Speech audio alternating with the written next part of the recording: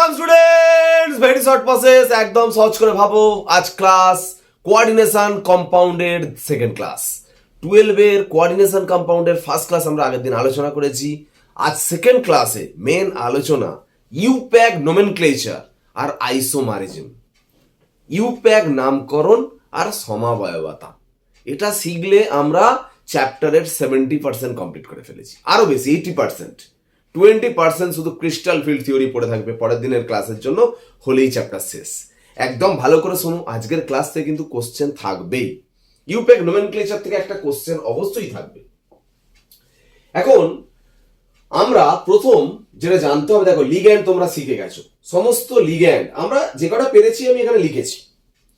তোমরা জানো M- এর নাম ফ্লোরাইড, Cl- এর নাম ক্লোরাইড, সালফেটের নাম SO4 এর নাম সালফেট, অ্যামোনিয়া, ওয়াটার, ঠিক আছে। En এর নাম ইথেন 1,2 ডাইয়ামিন, CO নাম কার্বন মনোক্সাইড। এগুলো এদের normal name as a radical. কিন্তু এ যখন লিগ্যান্ড হিসাবে থাকবে নামটা একটু বদলে যাবে, সব ও যোগ হয় বেশিরভাগ ক্ষেত্রে। যেমন ফ্লোরাইড আছে ফ্লুরিডো, দেখো নামটা বদলে গেছে। ক্লোরাইডটা ক্লোরিডো, হাইড্রক্সাইডটা হাইড্রক্সিডো, সালফেটটা সালফেটো, সবগুলো নয়। অ্যামোনিয়াটা দেখো অ্যামিন, জলটা দেখো অ্যাকুয়া। এবার বলি সিওটা কার্বনিল, ইথেন 1,2 ডাইয়ামিন, ইএনটা মানে সেম, মানে ইথেন 1,2 ডাইয়ামিনই নাম হয় দুই ক্ষেত্রে। মানে লিগ্যান্ড হিসাবে যা নাম, র্যাডিক্যাল হিসাবেও তাই নাম, মানে নর্মাল নাম যা, লিগ্যান্ড হিসাবে নাম সেম। এখন এই দুটো অ্যাম্বিডেন্ট লিগ্যান্ড, Cn-, NO2-। যদি কোনো সময় দেখো ব্যাকেটে Cn আছে, মানে ভাবতে হবে C অ্যাটাক করছে। আর যদি ব্যাকেটে দেখো NC আছে, মানে N অ্যাটাক করছে। NO2- এর NO2 লিখলে ভাবতে হবে N অ্যাটাক করছে, ONO লিখলে ভাবতে হবে O অ্যাটাক করছে। যদি নামগুলো দেখো, Cn ব্যাকেটে থাকলে নাম দেবো সায়ানিডো C, আর NC থাকলে সায়ানিডো N, NO2 থাকলে নাইট্রিটো N, আর ONO থাকলে নাইট্রিটো O। সায়ানিডো C কেও সায়ানিডো বলে, সায়ানিডো N কে আবার আইসোসায়ানিডো বলে, অসুবিধা নেই। এবার একটা কথা বলি, মেটালের নাম তো তোমরা জানো। L মানে অ্যালুমিনিয়াম, Mn মানে ম্যাঙ্গানিজ, Fe মানে আয়রন। একটা জিনিস বলে দিই, এই নামের সাথে কখনো কখনো আবার এর যোগ হয়, মানে অ্যালুমিনিয়ামের সাথে এর যোগ হলে অ্যালুমিনেট। কখন কি হবে বলবো, সব বলবো। ম্যাঙ্গানিজটা ম্যাঙ্গানেট, আয়রনটা আয়রনেট বলে না, ফেরেট, ঠিক আছে। এরকম ভাবে সিলভার আর্জেন্টেট, এরকম নাম আছে, এর যোগ হয় নামগুলো। তো আমরা এক্সাম্পলে চলে আসি, ব্যাপারটা ভালো করে বুঝতে পারবে। এই 5টা এক্সাম্পল যদি করে ফেলতে পারো, ইউপ্যাক নোমেনক্লেচার কমপ্লিট, একদম কোনো কথা নেই। তো আমরা এই যে কম্পাউন্ড 5টা আছে, দেখো ডিফারেন্সটা কি ভালো করে শোনো। এখানে দেখো ক্যাটায়নটা ছোট, অ্যানায়নটা বড়, মানে ক্যাটায়নটা হচ্ছে সিম্পল আর ক্যাটায়নটা হচ্ছে কমপ্লেক্স। মানে ক্যাটায়নটা সিম্পল, অ্যানায়নটা কমপ্লেক্স। এখানে দেখো ক্যাটায়নটা কমপ্লেক্স, অ্যানায়নটা সিম্পল, ঠিক আছে। এখানে আবার দেখো পুরোটাই কোন নো ক্যাটায়ন নো অ্যানায়ন, আর এখানে দুটোই থার্ড ব্র্যাকেট, মানে প্রথমটাকে ক্যাটায়ন ধরবো, পরেরটাকে অ্যানায়ন ধরবো, মানে ক্যাটায়নও কমপ্লেক্স, অ্যানায়নটাও কমপ্লেক্স। তার মানে ভাবো এই 4 ধরন মেন, এটা এইটা একই রকমই করা হয়েছে। প্রথমে ক্যাটায়নের নাম লিখবে, পরে অ্যানায়নের নাম লিখবে। ক্যাটায়নের নামটা পুরোটা লিখবে, অ্যানায়নের নামটা পুরোটা লিখবে, কোনো গ্যাপ দেবে না। শুধু ক্যাটায়নের নামটা পুরোটা লিখবে আর অ্যানায়নের নামটা পুরোটা লেখা, আর মাঝখানে শুধু একটা গ্যাপ দেবে। পুরো ক্যাটায়নের নাম, পুরো অ্যানায়নের নাম, মাঝখানে গ্যাপ। তবে একটা কথা বলি, থার্ড ব্র্যাকেটের বাইরে যারা থাকে সে কটা আছে সংখ্যায় সেটা লেখা হবে না। যেমন প্রথমেই আমরা লিখছি, দেখো ক্যাটায়নের নাম, কে এর নাম পটাশিয়াম, কটা আছে 3টে, কিন্তু কটা আছে সেই নাম লেখা হবে না, যেহেতু এটা থার্ড ব্র্যাকেটের বাইরে। শুধু কে মানে পটাশিয়াম তুমি লিখতে পারো, পটাশিয়াম, ঠিক আছে। SIUM, পটাশিয়াম লিখেছো, পুরো ক্যাটায়ন লেখা হয়ে গেছে। এবার গোটা অ্যানায়নটা লিখবো। এবার অ্যানায়নটা যেমন লিখবো, একটু ছাড় দিলাম, এটা লিখবো। অ্যানায়নের মধ্যে দেখো দু রকম জিনিস আছে, লিগ্যান্ড আছে, মেটাল আছে। আগে লিগ্যান্ডের নাম লিখবো, তারপর মেটালের নাম লিখবো। লিগ্যান্ড Cn এর নাম এক্ষুনি শিখলে সায়ানিডো, কিন্তু কটা আছে এখানে, কিন্তু কটা আছে বলতে হবে। থার্ড ব্র্যাকেটের মধ্যে যা আছে কটা আছে বলতে হবে, 6টা আছে, মানে হেক্সা সায়ানিডো, হেক্সা সায়ানিডো হলো।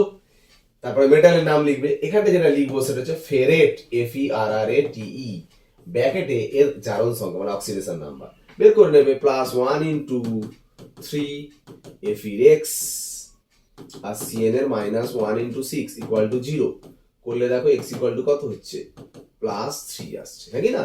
তার মানে এখানে ব্র্যাকেটে 3 দেবে। এখন আয়রন হয় আবার ফেরেট হয়, ম্যাঙ্গানিজ হয় ম্যাঙ্গানেট হয়, অ্যালুমিনিয়াম হয় অ্যালুমিনেট। এই এরটা কখন হয়? যখন সেন্ট্রাল মেটাল অ্যাটমটা অ্যানায়ন পার্টের মধ্যে থাকবে। এটা তো ক্যাটায়ন পার্ট, এটা অ্যানায়ন পার্ট। দেখো মেটালটা অ্যানায়ন পার্টের মধ্যে আছে, তখন এর যোগ হবে। এখানের মেটালটা দেখো, এটা তো ক্যাটায়ন, এটা অ্যানায়ন, তাহলে এই মেটালটা ক্যাটায়ন পার্টের মধ্যে আছে, তার মানে এখানে কোবাল্টেট হবে না, কিন্তু এখানে কোবাল্ট। মানে যদি সেন্ট্রাল মেটাল অ্যাটম অ্যানায়ন পার্টের মধ্যে থাকে তার নামের সঙ্গে অবশ্যই এর যোগ হবে। বোঝা গেল? এই হচ্ছে নাম লিখলে। আর লাস্টে যে মেটালের নামটা লিখবে তার পাশে তার অক্সিডেশন নাম্বারটা লিখতে হবে। এটা ইউপ্যাক নোমেনক্লেচার কমপ্লিট। এর ইউপ্যাক নোমেনক্লেচার। এই ক্যাটায়নটা আর এটা অ্যানায়ন, এটা ক্যাটায়নটার নামটা লিখবো। এই ক্যাটায়নের নামটা যখন লিখবো তখন আগে লিগ্যান্ডের নাম, তারপর মেটাল। লিগ্যান্ড এতগুলো আছে, এর নাম ক্লোরিডো, এর নাম অ্যামিন, এর নাম নাইট্রিটো এন। কোনটার নাম আগে? ক্লোরিডোর ফার্স্ট অক্ষর সি, অ্যামিনের ফার্স্ট অক্ষর এ, নাইট্রিটো এন এর ফার্স্ট অক্ষর এন। তাহলে কে এ আগে, তাহলে অ্যামিনের নামটা আগে লিখবো, মানে টেট্রাঅ্যামিন। টেট্রামিন, ঠিক আছে? ক্লোরিডো সি, এরপরে সি হবে chlorido, chlorido. Nitrito N, nitrito N. Cobalt, not cobaltate. কেন কোবাল্ট? তার কারণ হচ্ছে কোবাল্ট এখানে ক্যাটায়ন পার্টের মধ্যে আছে, যেন এর যোগ হবে না, শুধু কোবাল্ট। কোবাল্ট লিখেছে মানে তার অক্সিডেশন নাম্বারটা বসাতে হবে, বসাচ্ছি। আর বাইরে কে আছে একটু স্পেস দাও, সিএল এর নাম কি? ক্লোরাইড। বলবে কেন স্যার? ক্লোরিডো হচ্ছিল তো। ক্লোরিনটা কি এখানে লিগ্যান্ড? লিগ্যান্ড মানে ভিতরে থাকলে লিগ্যান্ড, বাইরে থাকলে লিগ্যান্ড নয়, কাউন্টার আয়ন। লিগ্যান্ড হিসাবে নাম থাকলে ক্লোরিডো, আর বাইরে থাকলে ক্লোরাইড। বুঝা গেল? যেমন NH3 ভিতরে আছে বলে অ্যামিন, বাইরে থাকলে অ্যামোনিয়া, নর্মাল নামটা হবে। ঠিক আছে? তো ক্লোরাইড হলো। এবারে অক্সিডেশন নাম্বার বের করবে। কোবাল্টের কত? এক্স, সিএল এর -1, 0 × 4। অ্যামোনিয়া যেহেতু নিউট্রাল, -1, সিএল এর -1 = 0, এক্স = +3, মানে এখানে 3 দেবে। হয়ে গেল নাম, এইটার নাম আসবে। এটা ক্যাটায়ন, এটা অ্যানায়ন। তাহলে ক্যাটায়ন আগে লিগ্যান্ডের, ক্যাটায়ন লিখছো মানে আগে লিগ্যান্ডের নামটা লিখবে, ক্যাটায়নটা গোটা লিখবে। এবার ক্যাটায়নের মধ্যে আগে লিগ্যান্ড, তারপর মেটালের নাম লিখবে। লিগ্যান্ডের নাম কি? ইএন এর নাম ইথেন 1,2-ডাইঅ্যামিন, ট্রাই ইথেন 1,2-ডাইঅ্যামিন। এখানে একটা কথা বলার আছে, লিগ্যান্ড যদি জৈব হয়, অর্গানিক লিগ্যান্ড, ইথেন 1,2-ডাইঅ্যামিনের স্ট্রাকচার কোনটা দেখো ভালো করে শোনো। অর্গানিক, এ দেখো ইথেন 1,2-ডাইঅ্যামিন ফর্মুলা হচ্ছে এইটা, আগের দিনের ক্লাসে বলেছিলাম। অর্গানিক কম্পাউন্ড বুঝছো কি করে?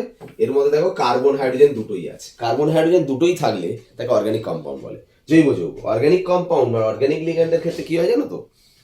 দুটো থাকলে বাই না বলে বলবো বিস, তিনটে থাকলে ট্রাই না বলে বলবো ট্রিস, চারটে থাকলে টেট্রা না বলে বলবো টেট্রাকিস, পাঁচটা থাকলে পেন্টা না বলে বলবো পেন্টাকিস। বোঝা গেল? এরকম নাম হয়। তার মানে এখানে ট্রাই হওয়ার কথা, যেহেতু অর্গানিক লিগ্যান্ড, ট্রাই হবে না, ট্রিস। ট্রিস ইথেন 1,2-ডাইঅ্যামিন হলো। ক্যাটায়ন পার্টের মধ্যে মেটালটা আছে, মানে ক্রোমিয়াম না ক্রোমেট হবে? ক্রোমিয়াম, ক্রোমিয়াম হবে। ঠিক আছে? CHROMIUM, chromium. ব্যাকেট বাইরে হবে ক্লোরাইড। ক্লোরাইড না ক্লোরিডো? ক্লোরাইড। সিএল ভিতরে থাকলে ক্লোরিডো হতো, বাইরে আছে ক্লোরাইড। ট্রাইক্লোরাইড হবে না নর্মাল ক্লোরাইড? শুধু ক্লোরাইড। কেন? বাইরে যেটা থাকে তার সংখ্যা লিখতে লাগে না। তাহলে এখানে কত হবে? করলে দেখবে আসবে 3 আসবে, 3। আচ্ছা একটা কথা বলি, তোমাকে যদি এইটা পরীক্ষায় দিয়ে দেয়, ফর্মুলা লিখতে দিল, তুমি কি করে লিখবে? তখন তুমি ক্রোমিয়াম আছে বলে সিআর দিলে, ইএন দিলে, ট্রিস বলেছে মানে 3 দেবে। এবার ক্লোরাইড বলেছে মানে তুমি তো সিএল দেবে অবশ্যই। তুমি কি CL3 দেবে? কিন্তু এখানে যে CL3 আছে, মনে রাখো ক্রোমিয়ামের অক্সিডেশন নাম্বার কত? +3, এর +3, এর তো 0। এর যদি +3 হয়, টোটালটা যদি নিউট্রাল হতে চায়, তাহলে এখানে 3 খানা হতেই হবে। তবে তো CL এর -1 × 3 হলে তবে তো -3 আর +3 0 হবে। ওই জন্য CL তার মানে 3টে। তার মানে বাইরে কটা আছে সেটা টোটাল ক্যালকুলেশনই বোঝা যাবে। যেমন এখানে তুমি যখন লিখবে, তুমি কে লিখেছো FeCN6, এটা লেখার পরে ভাবছো Fe তো 3, তাহলে CN এর তো -1 × 6, -6 হচ্ছে। তাহলে এখানে তো K3 হতে হবে, তবে তো +3 আর -6 করলেই তো -3 হবে, তবে তো Fe +3 আসবে। বোঝা গেল? অত যদি তুমি ক্যালকুলেশনে প্রবলেম হয়, তুমি ধরো K কটা আছে তুমি ধরে নাও X, আমি জানি না কটা X আছে, আমি জানি না, ঠিক আছে। FeCN6, দেখো K এর +1 × X, Fe তো বলে দিয়েছে কত +3, CN এর -1 × 6 = 0 করো, দেখো এখান থেকে X বেরোবে 3, তার মানে K 3টে আছে, বুঝে নেবে। মানে নেম থেকে ফর্মুলায় তুমি যেতে পারবে, কোনো অসুবিধা নেই। এখন ব্যাপারটা হচ্ছে যে নেম থেকে যখন ফর্মুলায় আসবে তখন কিন্তু অনেকগুলো লিগ্যান্ড থাকলে, ধরো টেট্রামিন, ক্লোরিডো, নাইট্রিটো আছে, তুমি কোনটা আগে বসাবে? তুমি যখন ফর্মুলা থেকে নাম লিখছো তখন নামের প্রথম অক্ষর অ্যামিনের এ আগে বলে এটাকে আগে লিখছো, ক্লোরিডোর সি পরে বলে সিটা দিচ্ছ। আর নাম থেকে যখন ফর্মুলা যাবে তখন ফর্মুলার নামের প্রথম অক্ষর দেখবে, ফর্মুলার নামের প্রথম অক্ষর এখানে সি, ফর্মুলার নামের প্রথম অক্ষর এখানে এন, এখানে এন আগে না সি আগে? সি আগে, ওই জন্য দেখো সিএলটা আগে হয়েছে। আবার দুটোই এন সেম হয়ে যাচ্ছে, এন এর পরে এইচ, এন এর পরে ও, এইচ আগে না ও আছে? এইচ আগে, এবিসিডি করে আর কি, অ্যালফাবেট অনুযায়ী, ওই জন্য এইচ আগে বলে এটাকে দেওয়া আছে। বুঝা গেল? সংকেত লেখার সময় সংকেতের নামের প্রথম অক্ষর দেখতে হবে, আর নাম লেখার সময় নামের প্রথম অক্ষর দেখতে হবে, যেটা আগে হবে সেটা আগে লিখতে হবে, ঠিক আছে? তো এই করা হলো, এখানে এইটা করা হবে সিম্পল কেস পেন্টাকার্বনিল আয়রন, এর নাম পেন্টাকার্বনিল আয়রন, ব্র্যাকেটে 0, কারণ দেখো CO 0, 0 × 5 + X = 0 করলে 0 হবে।